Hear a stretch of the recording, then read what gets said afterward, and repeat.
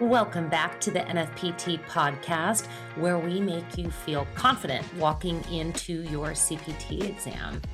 I'm your host, Erin Mahoney, General Manager of NFPT and longtime certified personal trainer, and here to extend some memorization tips and tricks for exam day and also when you're out there training clients. So let's get into it. And we'll start by talking about when you should be using these memorization tricks. And you don't want to be using them all the time, and you don't want to be using them forever.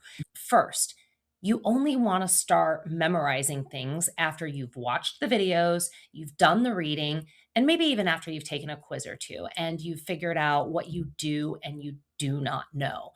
So, this is going to happen when you get that feeling that you just can't get a certain concept to stick and you start getting frustrated because you read it, you reread it, and it just still isn't sticking.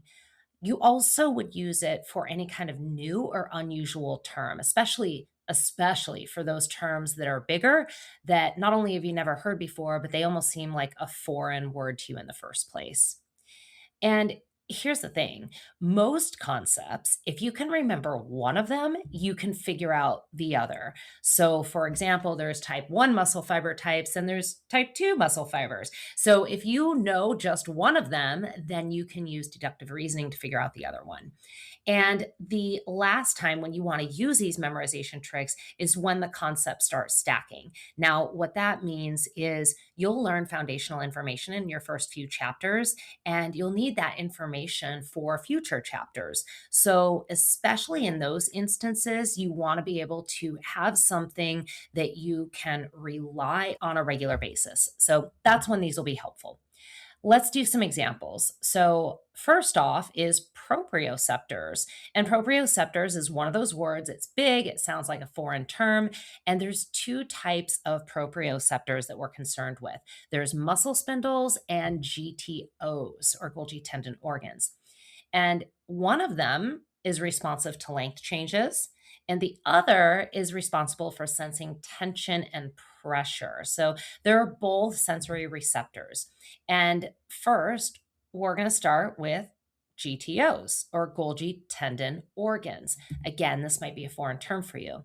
And what I like to tell students to do, and what I've always done, is I remember the TEN in Golgi tendon organs to remind me that they're responsive to tension. So if I know Golgi tendon organs are sensing excessive tension, then I can use deductive reasoning to figure out what the other sensory receptor, which is a muscle spindle, what that is responsive to. So in this case, muscle spindles sense length changes in the body.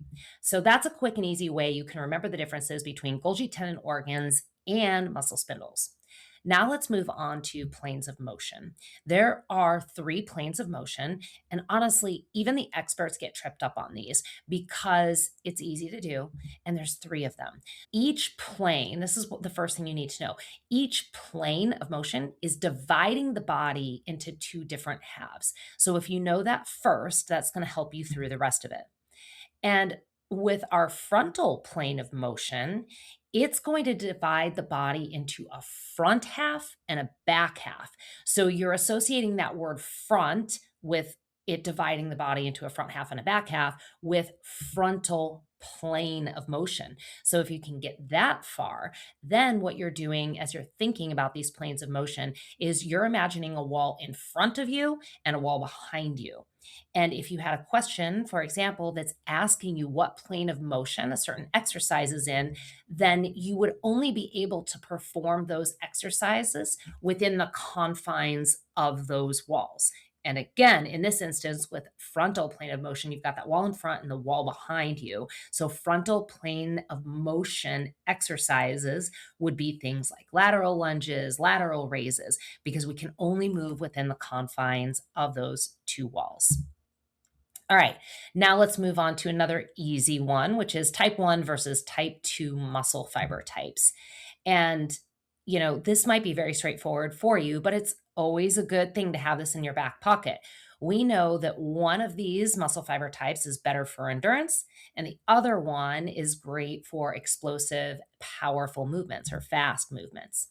So, the thing with muscle fiber types is there are many different ways that these questions could be worded on your exam. So, you might be given the exercise or the type of activity, and you have to identify what muscle fiber type is dominant during that activity. Or you might be given the muscle fiber type, and then you have to come up with the activity. So, there's a lot of different ways that you can be asked these questions on your CPT exam day. And so that you don't have to worry about it, you can remember that 1 mile per hour is slower than 2 miles per hour. That's so straightforward.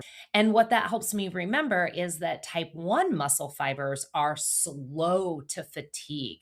So if we know that type 1 muscle fibers are slow to fatigue, then that means they can go on and on for a long time. They're good at endurance. So, again, when we first started this episode, I was talking about how you can use deductive reasoning. If one of these answers or one of these terms, there's usually an opposite term. So, if we know that type 1 muscle fibers are good for endurance, then by deductive reasoning, then we know that type 2 muscle fiber types are good for the explosive, powerful movements.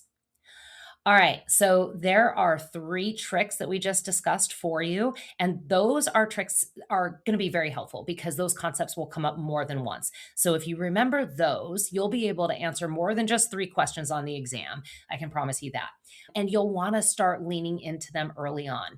And they're best used in the early chapters of your textbook or your CPT course. So as you're going through things like anatomy, physiology, and biomechanics, that's when you're going to want to start using these memory tricks because those are usually foreign terms to new personal trainers or students going through their CPT program. So you use the memorization tricks and then you start leveraging them in application oriented questions. So you won't just be asked to define the key term, you'll actually have to use it in application, like we did when we were saying, okay, what muscle fiber type is dominant during a marathon or something like that. So, when you're taking your CPT exam, if you're using these memory tricks, make sure that you go through the question nice and slow and think through it and think about are there any memory tricks that I know that would apply to this question? And then use them. So, you don't have to go quickly through the exam. That's not the point. The point is to get it right. And, the truth is, it's okay to always rely on these memory tricks. You're going to have to. Everyone has to. Even I use them still. And it'll be helpful for you to confidently pass your exam. And it also will be helpful for long term recall and use when you're out there training clients. All right. So if you liked this and you want more, remember NFPT has it for you. In fact, that's our differentiator is that CPT success should not be complicated. And hopefully this episode showed you that. If you like more, or if you would like more, then you should think about enrolling in your NFPT CPT today. Or if you're already enrolled in another CPT course, that's okay. We still have something that will be helpful for you. You can check out our recorded exam prep series. So, those are on demand webinars that we've already recorded that help break down these complicated terms, regardless of the CPT that you are enrolled in. All right, that's it. Thank you for joining. Stay well and keep moving. Today's episode is brought to you by Summit Professional Education. Unlock your potential with Summit Professional Education, your trusted partner for expert-led courses, flexible learning, and essential CEUs. Elevate your skills today at summiteducation.com.